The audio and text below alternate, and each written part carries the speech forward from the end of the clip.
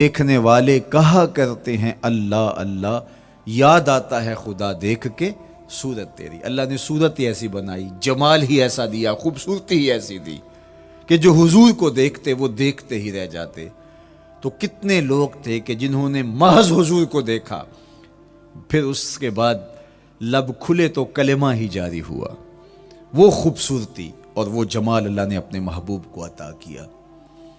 آقا کریم علیہ الصلوۃ والسلام کا ایک ایک عضو بدن خوبصورتی کا مرقع تھا، بلکہ خوبصورتی کا معیار تھا۔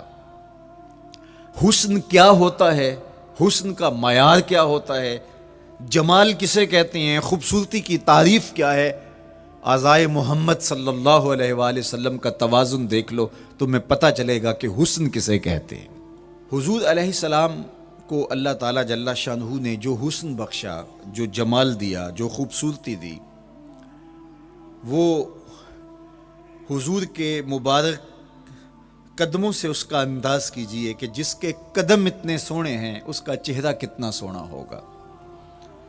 حضرت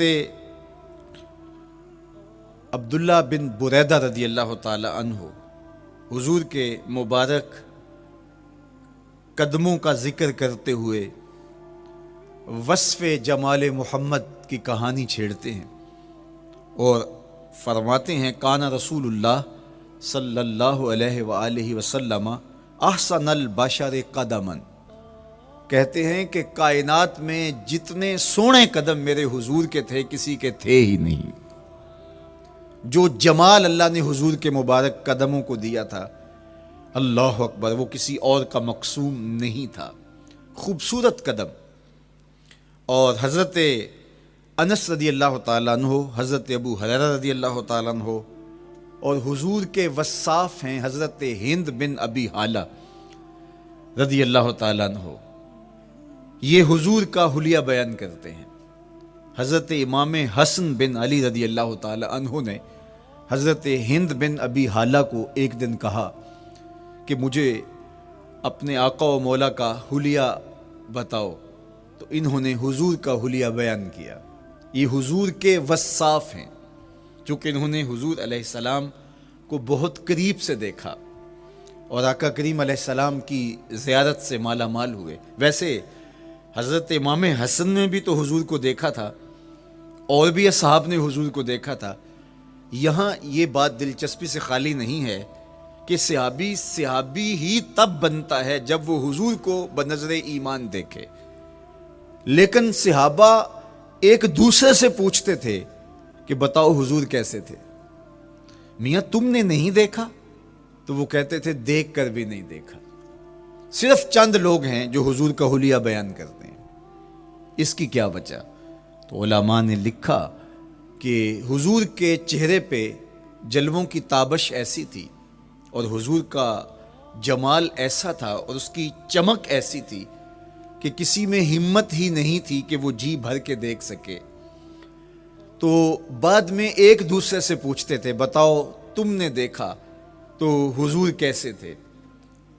اگر ان لوگوں کی تعداد میں آپ کو بتاؤں تو 3 درجن سے زیادہ نہیں ہوگی جو حضور علیہ السلام کے وصاف ہیں، حضور کے حلیہ نگار ہیں، جو آقا کریم علیہ الصلوۃ والسلام کی صورت کا نقشہ بیان کرتے ہیں۔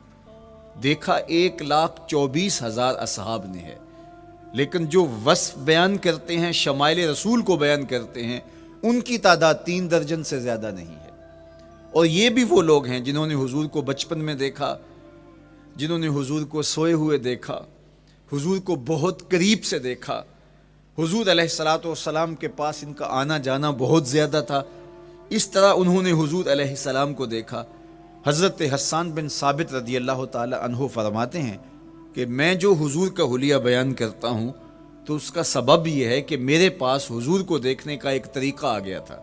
فلما نظرت الی انوارہ فوضعت کفی علی عینی خوفا من ذہاب بصری، کہا کہ جب میں حضور کو دیکھتا تھا تو اپنی آنکھوں پر انگلیاں رکھ کے انگلیوں کی اوٹ سے دیکھتا تھا کہ حضور کے جلووں کی چمک سے میری آنکھوں کی بینائی نہ جاتی رہی۔ یہ کون کہہ رہے ہیں؟ حضرت حسان بن ثابت رضی اللہ تعالیٰ عنہ۔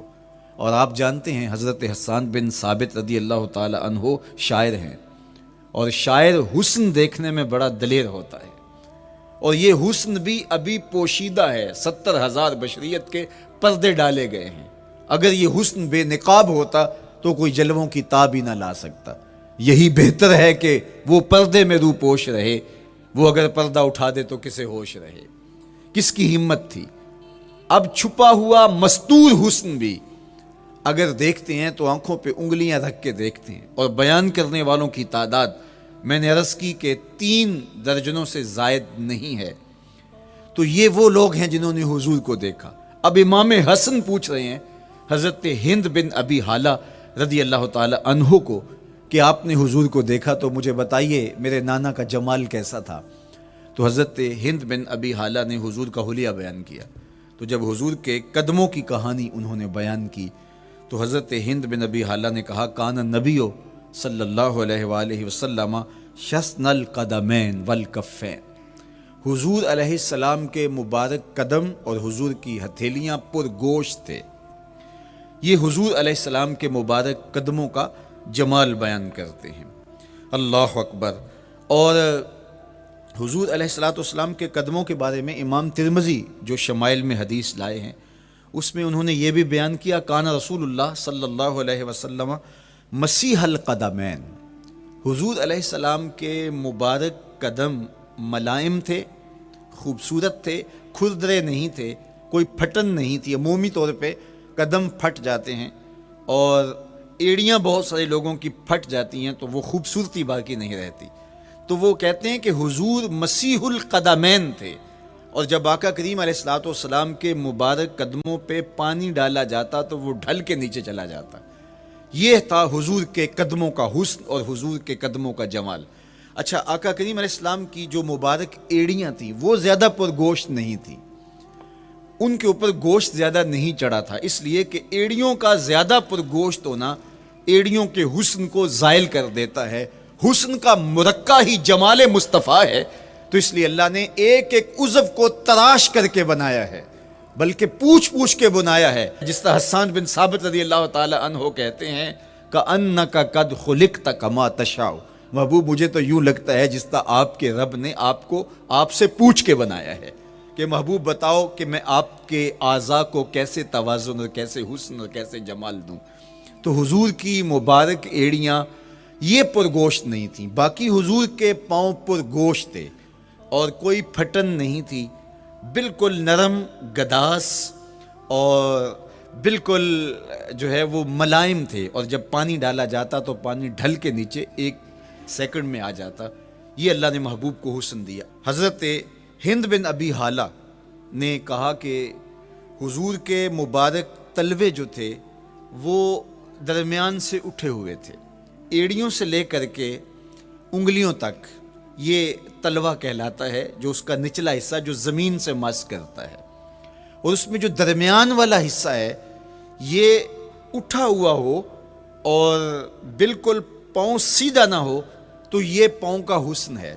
پاؤں کا بالکل سیدھا ہو جانا یہ پاؤں کے حسن کو زائل کر دیتا ہے۔ اس میں تھوڑا سا خم ہو، جب چلے تو انگلیاں اور پنجے کا جو ہے وہ آگے والا حصہ زمین پہ لگے اور ایڑی لگے، اور درمیان والا حصہ زمین پہ نہ لگے، تو یہ حسن ہوتا ہے کسی کے پاؤں کے تلوے کا۔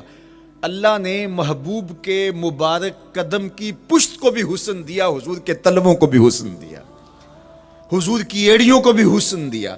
سائل الاطراف، حضور کی مبارک انگلیاں قدرے لامبی تھی، اور یہ حسن ہوتا ہے۔ انگلیاں چھوٹی ہوں، ان کا قد پست ہو تو پاؤں کی خوبصورتی دکھائی نہیں دیتی، لیکن اللہ نے اپنے محبوب کی انگلیوں کو بھی ایک لمبائی عطا کر کے اس کو بھی ایسا جمال دیا تھا یار جو پاؤں کو دیکھتا رہے وہ پاؤں کو ہی دیکھتا رہ جائے۔ اللہ اکبر۔ اچھا، بعض احادیث میں آتا ہے کہ حضور علیہ السلام کے مبارک تلوے جو ہیں لیس لہا اخمس، یہ لفظ ہیں کہ وہ اخمس نہیں تھے، یعنی وہ درمیان سے اٹھے ہوئے نہیں تھے۔ تو اس کا کیا مطلب ہے؟ یہ حضرت ابو ہریرہ رضی اللہ تعالیٰ عنہ سے جو مروی روایت ہے اس میں یہ ہے لیس لہا اخمس، اور حضرت ہند بن ابی حالہ سے جو حضور کے مبارک تلووں کا حسن بیان کیا گیا ہے تو اس میں یہ بیان کیا گیا ہے کہ حضور علیہ الصلوۃ والسلام کا مبارک قدموں کا تلووں کا حسن یہ تھا کہ وہ درمیان سے تھوڑے سے اٹھے ہوئے تھے اور یہ خوبصورت پاؤں کا جمال ہوتا ہے۔ تو ان دو چیزوں میں علماء نے تطبیق کی ہے۔ اللہ ان علماء کی قبروں پر رحمتیں نازل کرے جو حضور کے حسن پہ، حضور کے جمال پہ گفتگو کرتے رہے، اور ایک ایک عضو پر انہوں نے کئی کئی صفحات لکھے اور کتابیں انہوں نے تحریر کی حضور کے جمال پر۔ اب حضرت ہند بن ابی حالہ رضی اللہ تعالی عنہ، انہوں نے تو حضور کو گھر میں دیکھا تھا، یہ حضرت خدیجۃ الکبریٰ رضی اللہ تعالی عنہا کے فرزند تھے ابو حالہ سے۔ اب انہوں نے تو دیکھا، اب حضور لیٹے ہیں تو انہوں نے حضور کے پاؤں کو دیکھا کہ درمیان میں ہلکا سا خم ہے اور یہ پاؤں کا جمال ہے۔ اب حضرت ابو ہریرہ رضی اللہ تعالی عنہ نے جو حضور کے پاؤں کو دیکھا تو یہ اندرون خانہ کا دیکھنا نہیں تھا، تو انہوں نے کیسے دیکھا؟ تو حضرت ابو ہریرہ سے مروی ایک روایت سے سمجھ آتی ہے کہ انہوں نے جو کہا کہ لیس لہا اخمس، کہ ان کے مبارک تلوے درمیان سے اٹھے ہوئے نہیں تھے بلکہ بالکل برابر تھے، تو اس کا کیا مطلب ہے؟ تو حضرت ابو ہریرہ سے ایک روایت مروی ہے، وہ فرماتے ہیں کہ جب حضور علیہ السلام کسی چٹان کے اوپر چلتے تو حضور علیہ السلام کا وہاں قدم پڑتا تو وہ اس چٹان کے اندر حضور کا قدم گھس جاتا، وہ موم کی طرح چٹان نرم ہو جاتی۔ اس طرح زمین پر بھی حضور چلتے تو مبارک پاؤں کا جو نشان قدم ہے وہ پورا دکھائی دیتا۔ تو حضرت ابو ہریرہ رضی اللہ تعالیٰ عنہ اس سے یہ سمجھے کہ حضور کے تلوے جو ہیں وہ برابر ہیں۔ تو علماء نے اس پر گفتگو کی ہے۔ ایک تو حضور جب چلتے تھے تو آقا کریم پورے زور سے قدم زمین پہ رکھتے تھے اور اس وقار سے چلتے تھے کہ جس طرح حضور اونچائی سے نیچے کی طرف اتر رہے ہوں۔ تو جب پاؤں کو جما کر کے زور سے رکھا جائے تو پھر جو ہے وہ نشان نیچے پڑتا ہے۔ یا اللہ اپنے محبوب کے لیے زمین کو اور پتھروں کو بھی نرم کر دیا تو پھر حضور کے تلووں کا نقش بھی زمین کے اوپر جو ہے وہ حویدہ ہو جاتا۔ سلطان قاتبائی نے ایک ایسا ہی پتھر جس کے بارے میں شنید تھی کہ اس پر حضور کے قدموں کا نقش موجود ہے، تو انہوں نے 20,000 دینار کے اندر وہ خریدا اور انہوں نے یہ کہا کہ جب میں فوت ہو جاؤں تو حضور کے قدموں کے نشان والا پتھر میری قبر کے سرہانے بطور کتبہ لگایا جائے۔ علامہ شہاب الدین خفاجی علیہ رحمہ لکھتے ہیں ہوا موجود الی الآن، وہ اپنے دور میں کہانی بیان کہتے ہیں وہ آج بھی سلطان قاتبائی کی قبر کے سرہانے وہ پتھر نصب ہے جہاں حضور کے قدموں کے نشان موجود ہیں۔ اللہ اکبر۔ تو آقا کریم علیہ السلام کے مبارک تلوے، حضور علیہ السلام کی کم گوشت تراشی ہوئی ایڑیاں اور مسیح القدمین، حضور علیہ السلام کے ملائم نرم گداز پاؤں، ان کا حسن اور ان کا جمال، اور آقا کریم علیہ السلام کے قدموں کی انگلیاں جو قدرے لمبی تھی اور ان میں جو درمیان والی انگلی تھی وہ زیادہ لمبی تھی، اس پر حضرت میمونہ بنت کردم رضی اللہ تعالی عنہا اس انگلی کا حسن بیان کرتی ہیں، کہتی ہیں مجھے شوق ہوا کہ میں حضور کو دیکھوں، تو اپنے والد گرامی کے ساتھ حجۃ الوداع کے موقع پر میں بھی سعادت حج پا رہی تھی، تو حضور کو ملنے کے لیے جب ہم پہنچے تو آقا کریم اونٹنی کے اوپر سوار تھے، ناقہ پر جلوہ فراز تھے، تو میرے میں ہمت نہ ہو سکی کہ حضور کے چہرے کو دیکھ سکوں۔ ایسا جلوہ، ایسا جمال، اللہ اکبر، اور ایسا روب اور ایسی چمک چہرے کی اور تابشیں تھیں کہ میرے اندر ہمت نہ ہو سکی کہ میں حضور کے چہرہ نور کو دیکھ سکوں۔ اب آقا کریم اونٹنی پہ سوار تھے تو میں حضور کے مبارک پاؤں کو دیکھنے لگی، میں بس حضور کے پاؤں کا جمال اور خوبصورتی دیکھنے لگی، اسی میں کھو گئی۔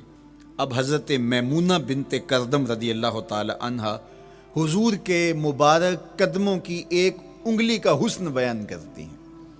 اللہ اکبر۔ حضرت میمونہ بنت کردم سے یہی ایک روایت مروی ہے، ساری زندگی ان کے پاس سرمایہ یہی تھا، جب کسی مجلس میں جاتی تو وہ کہتی تمہیں بتاؤں حضور کی مبارک انگلی کا حسن کیا تھا، یہ سرمایہ ساتھ لیے لیے پھرتی کہ میں نے حضور کی انگلی کو دیکھا ہے، میں نے حضور کے قدم اور حضور علیہ السلام کے تلووں کی زیارت کی ہے۔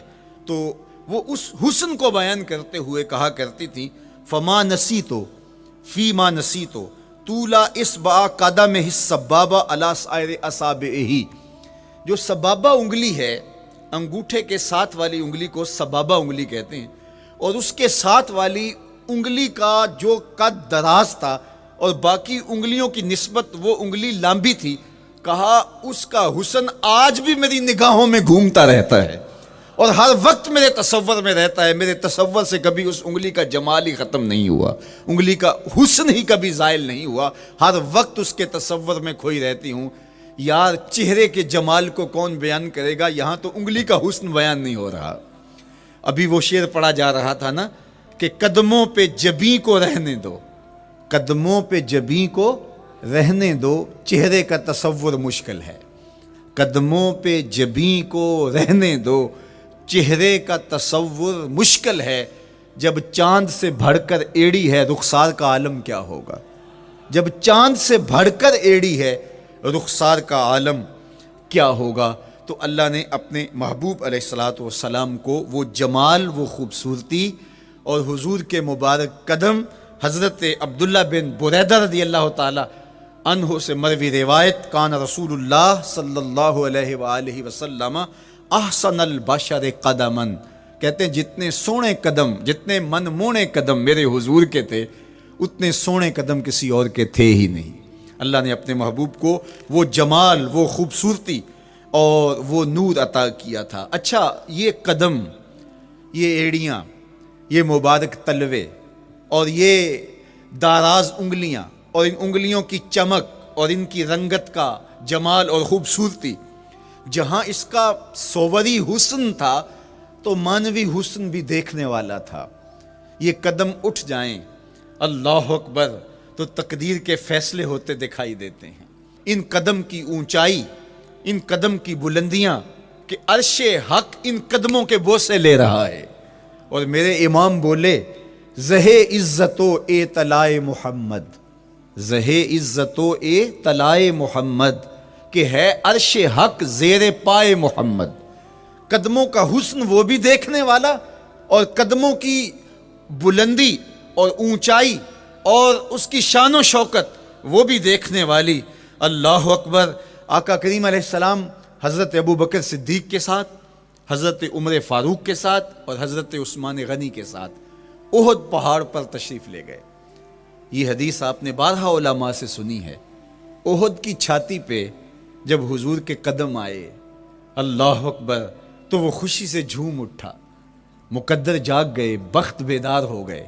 ان کے قدم جو کہ اس شاک کی آنکھوں کی ٹھنڈک ہے، جب چھاتی پہ آ جائیں تو کون عاشق نہیں جھوم جائے گا۔